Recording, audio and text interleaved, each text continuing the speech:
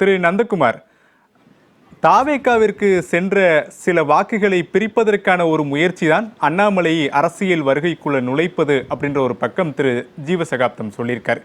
அந்த கருத்து ஏற்புடையது தானா? மற்றொரு பக்கம் தாவேகாவிற்கு ஏற்கனவே பல அரசியல் அழுத்தங்கள் இருக்கும்போது அண்ணாமலையுடைய வருகை என்பதும் ஒரு பாதிப்பை உண்டாக்குமா அப்படின்ற ஒரு கேள்வி எழுது. உங்களுடைய பார்வையில் என்ன? யோகேஸ்வரன், இப்ப 2026க்கு அப்புறம் தமிழக அரசியல் களம் முற்றிலும் முழுவதுமாக மாறுபட்டிருக்கு. இன்னைக்கு தமிழக அரசியல் தாவேகா வெர்சஸ் அதர்ஸ் மாறி இருக்கு. இன்னைக்கு இப்போ திமுக எடுத்தீங்கன்னா 2011ல 23 சீட்டு வாங்கினாங்க. அதுக்கப்புறம் குறைவா வாங்கின வாக்கு இப்ப வாங்கின சீட்டு தான் 59 சீட்டு.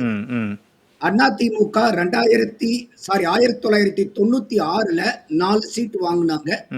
அதுக்கப்புறம் இப்ப வாங்கின சீட்டு வந்து பாத்தீங்கன்னா குறைவான சீட்டு. அப்ப அதிமுகவும் திமுகவும் முறையே 30 வருஷம் 15 வருஷம் எம்எல்ஏ சீட்ல பின்தங்கி இருக்கு. அப்போ இந்த எதிர்கட்சிகள் பலவீனமா இருக்கக்கூடிய நேரத்துல அண்ணாமலை அவர்கள் ஏற்கனவே பாரதிய ஜனதால இருந்தபோது எதிர்கட்சி அரசியலை பிரதானமா செஞ்சு மக்கள் கிட்ட ஒரு மொமெண்டத்தை கிரியேட் பண்ணினவர்.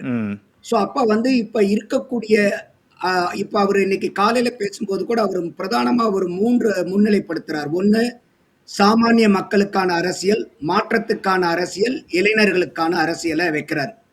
ஆனா இந்த பஸ் எல்லாம் ஏற்கனவே 2016லயே போயிருச்சு. அது பூரா இன்னைக்கு விஜய் அவர்கள் பக்கத்துல இருக்குது. அரசியலை பொறுத்த வரைக்கும் டைமிங் மேட்டர்ஸ்ன்னு சொல்லுவாங்க. சோ அப்ப இதே வந்து அவர் இந்த தேர்தலுக்கு முன்னாடி வந்திருந்தாருன்னா கூட ஒரு பெரிய தாக்கத்தை வந்து ஏற்படுத்தியிருக்க முடியும். இப்ப வந்து பெரிய அளவுக்கு அவர் மெனக்கடணும். இப்போ என்ன காரணம் அப்படின்னு கேட்டீங்கன்னாக்கா, மத்த டீமை எல்லாம் பார்த்து யாரு வேணாலும் பாரதிய ஜனதா பி டீம்னு சொல்லும் போது அது அரசியல் குற்றச்சாட்டு, அரசியல் காழ்ப்புணர்ச்சியில சொல்றாங்கிறத ஈஸியா நம்ம கடந்து போயிட முடியும். ஆனா அண்ணாமலை மாதிரி நபர்கள் அந்த பாரதிய ஜனதாவை தலைமை ஏற்று நடக்கக்கூடியவர்கள், ஏன்னா பாரதிய ஜனதா கட்சி நம்ம க்ளோஸா வாட்ச் பண்ணும்போது ஒரு 1.5 வருஷத்துல யாருக்கும் தலைமை பதவி கொடுத்ததில்லை. அது அண்ணாமலைக்கு மட்டும்தான் அந்த பதவி கிடைச்சது. அண்ணாமலையினால பாரதிய ஜனதா பலன் அடைஞ்சது, பாரதிய ஜனதானால அண்ணாமலையும் பலன் அடைஞ்சாங்க. 2 பேருமே வின் வின் சிச்சுவேஷன் தான். அப்ப நீங்க வந்து இன்னைக்கு டெல்லியில போய் 2ஆம் தேதி ரெசிக்னேஷன் கொடுத்துட்டு 3 நாள் நெகோசியேட் பண்ணதுக்கு அப்புறம் 5ஆம் தேதி வந்து ரெசிக்னேஷன் அக்செப்ட் பண்ணிருக்குது. போய் நேர்ல போய் பார்த்து கொடுத்து ரெசிக்னேஷன் பண்றதால நான் உள்ளபடியே வரவேற்கிறேன். ஏன்னா அது ஒரு நாகரிகமான அரசியல், ஒரு பண்பாடான அரசியல். நீங்க இப்ப எதிர்கட்சி ஆரம்பிக்கிறீங்களே, அதுக்காக வந்து துண்ட உதறி தோல்ல போட்டுட்டு இங்கிருந்தே ஒரு மெயில் அனுப்புங்கிறது ஒரு நாகரிகமான, ஒரு முதிர்ச்சியான நபர் செய்யக்கூடிய நடவடிக்கை இல்லை. ஏன்னா அந்த அளவுக்கு பாரதிய ஜனதா அண்ணாமலை அவர்களுக்கு இடம் கொடுத்து வளர்த்துனாங்க. ஆனா இப்ப அவருக்கு பெரிய பாரம் என்னவா இருக்கும் அண்ணாமலைக்கு அப்படின்னா, தான் பாரதிய ஜனதாவுடைய பி டீம் அல்ல அப்படின்னு நிரூபிக்கிறதுக்கு வேற யாரும் நிரூபிக்கணுங்கிற அவசியம் இல்ல. அண்ணாமலை நிரூபிக்க வேண்டிய கட்டாயம் இருக்கு. அவர் அதுக்காகவே பல வருடங்கள் உழைக்க வேண்டியது இருக்கு.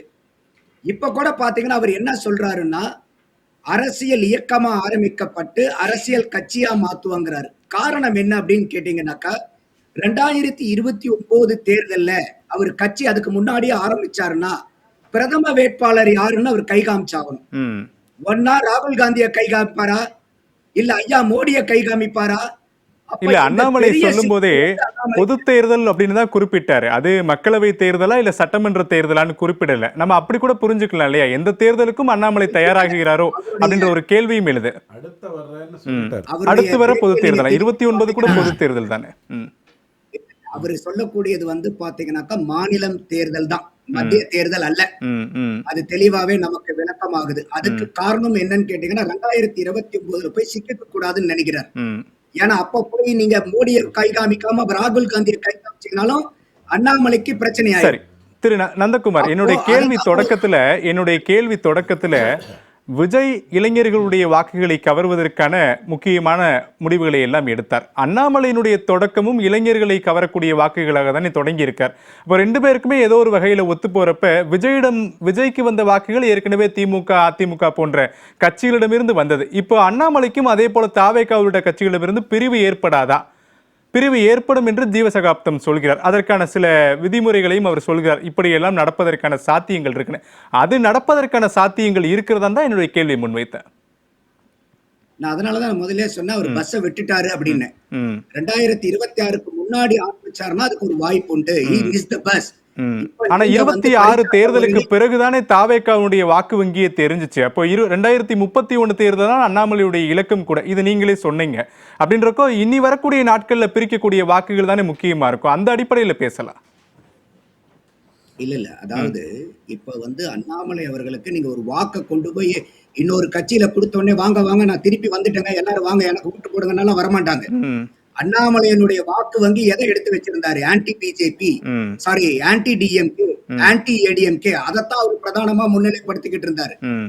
இன்னைக்கு விஜய்க்கு போன வாக்குகள்லாம் எது? Anti DMK, anti ADMK, anti BJP ஓட்டும் அவர் ஆர்கனைஸ் பண்ணிருக்காரு. ம். ம். ஆன்டி பிஜேபி மட்டும் இல்ல, ப்ரோ பிஜேபி ஓட்ட கூட அவர் எடுத்திருக்காரு. ம்.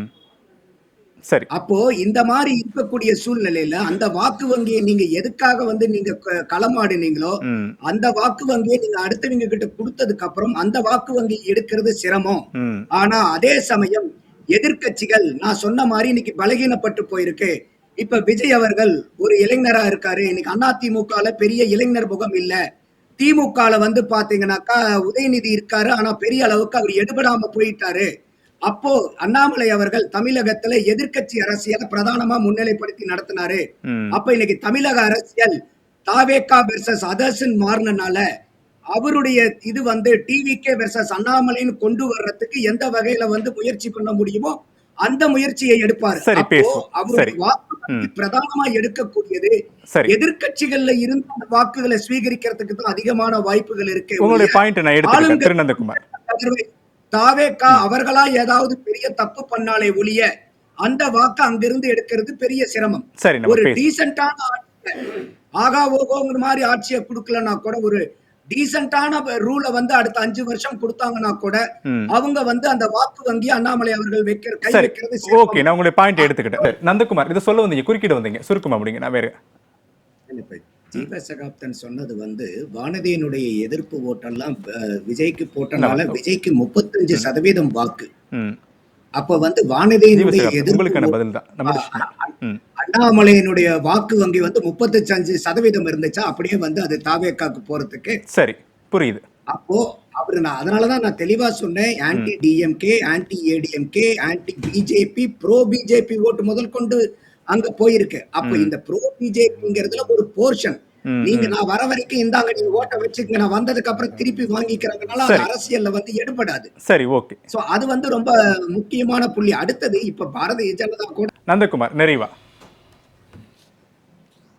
இல்ல இப்போ அண்ணாமலை அவர்களுக்கு இதுவரைக்கும் மீடியா வெளிச்சமும் இன்ஸ்டிடியூஷனல் பேக்கப்பும் பெரிய அளவுக்கு இருந்தது. அதுக்கு காரணம் வந்து பாரதிய ஜனதாவுடைய மாநில தலைவர்ங்கிறனால. இப்ப வந்து அவர் புதுக்கட்சி ஆரம்பிச்சிருக்கிறனால பெரிய மீடியா வெளிச்சங்கள் வந்து அதிகமா கொடுக்கப்படும். இப்போ எக்ஸைட்மெண்ட் வந்து அதிகமா இருக்கும். ஆனா சேலஞ்ச் எங்கன்னா இந்த எக்ஸைட்மெண்ட் வெர்சஸ் எலக்டோரல் கன்வர்ஷன் வந்து ரொம்ப சேலஞ்ச். இப்ப தினம் வந்து பாத்தீங்கன்னா அவர் பாரதிய ஜனதாவுடைய தலைவரா இருக்கும்போது அவருடைய பிரஸ் மீட் தான் அதிகமா இருக்கும். அந்த அளவுக்கு இனிமேல் பிரஸ் மீட் வந்து அவருக்கு கிடைக்குமாங்கிறது பெரிய கேள்வியா இருக்கு. அடுத்தது வந்து இப்ப ரவி சொன்னாரு 8 லட்சம் பேர் சேர்ந்திருக்காங்க, இந்த 8 லட்சம் பேர்த்த வச்சு என்ன வேணா சாதிக்கலான்னு. ஆனா இந்த 8 லட்சம் பேர்த்துக்கு மேலதான் பாரதிய ஜனதால ஒரு தலைவரா இருக்கும்போது அவரு கூட ஆட்கள் இருந்தாங்க. ஏன் வந்து அப்ப பாரதிய ஜனதானாலயோ அண்ணாமலை அவர்களாலேயோ எதை வேணாலும் தமிழ்ல சாதிக்க முடியலங்கிற கேள்வியும் நம்ம வைக்க வேண்டிய கட்டாயத்தில் இருக்கும்.